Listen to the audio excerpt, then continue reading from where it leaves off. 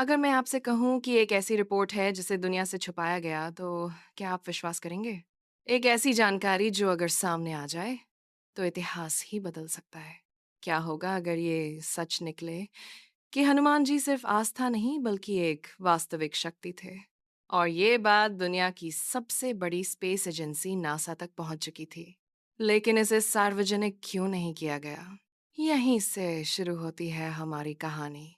साल 2002। इंटरनेट उतना बड़ा नहीं था, लेकिन अचानक एक खबर कुछ वैज्ञानिक फोरम्स पर फैलने लगी। कहा गया कि नासा के सैटेलाइट डेटा में एक ऐसी संरचना दिखाई दी जो सामान्य नहीं थी। भारत और श्रीलंका के बीच समुद्र के अंदर एक सीधी लाइन में फैली हुई एक प्राचीन संरचना, जिसे आज हम राम सेतु के नाम से जानते हैं। लेकिन कहानी यहीं खत्म नहीं होती। कुछ लोगों का दावा था कि यह सिर्फ एक पुल नहीं बल्कि एक ऐसी संरचना है जो हजारों साल पहले बनाई गई थी। और सबसे चौंकाने वाली बात यह थी कि कुछ कथित लीक दस्तावेजों में लिखा गया कि इसकी बनावट प्राकृतिक नहीं लगती। अब सोचिए, अगर ये प्राकृतिक नहीं है, तो इसे किसने बनाया? क्या ये वही पुल है जिसका वर्णन रामायण में मिलता है, जहां हनुमान जी और उनकी सेना ने समुद्र पर पत्थरों का रास्ता बनाया था? लेकिन अचानक सब बदल गया। वो खबर धीरे धीरे गायब होने लगी। फोरम्स बंद हो गए, पोस्ट्स डिलीट हो गई, और जिन लोगों ने ये जानकारी शेयर की थी, वह चुप हो गए। क्या ये सिर्फ एक संयोग था, या सच में कुछ छुपाया जा रहा था? समय बीतता गया, लेकिन सवाल वही रहा। अगर नासा को कुछ मिला था, तो उन्होंने खुलकर क्यों नहीं बताया? असल में नासा ने कभी आधिकारिक रूप से ये नहीं कहा कि ये रामायण से जुड़ा हुआ है। उन्होंने सिर्फ इतना कहा कि ये एक प्राकृतिक संरचना हो सकती है। लेकिन हो सकती है, यही शब्द इस पूरी कहानी का सबसे बड़ा रहस्य बन गया। क्योंकि अगर वैज्ञानिक पूरी तरह आश्वस्त होते, तो वह साफ कहते कि ये पूरी तरह प्राकृतिक है। लेकिन ऐसा नहीं हुआ।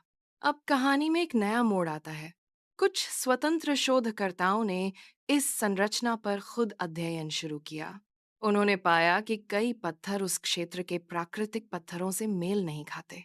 क्या इसका मतलब ये है कि उन्हें कहीं और से लाया गया था?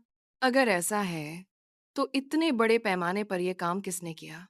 और यहीं पर हनुमान जी का नाम फिर सामने आता है। एक ऐसी शक्ति जो पर्वत उठा सकती थी, जो समुद्र पार कर सकती थी, जो असंभव को संभव बना सकती थी।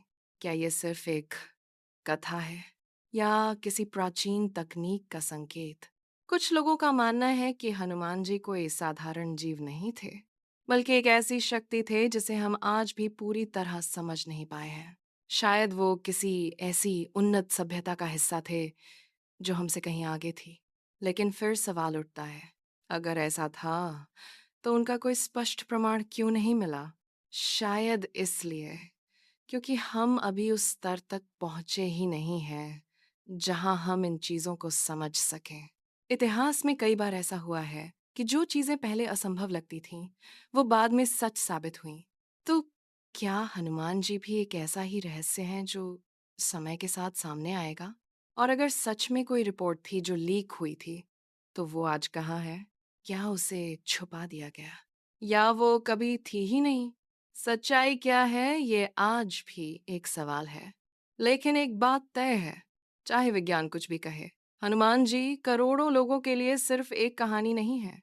वो आस्थाएं, वो शक्ति है, और एक ऐसा रहस्य है जिसे शायद दुनिया अभी पूरी तरह समझ नहीं पाई है। और शायद यही कारण है कि कुछ राज्य आज भी राजी हैं।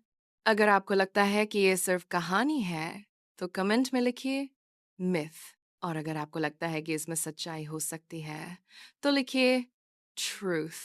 क्योंकि असली फैसला अब आपका है।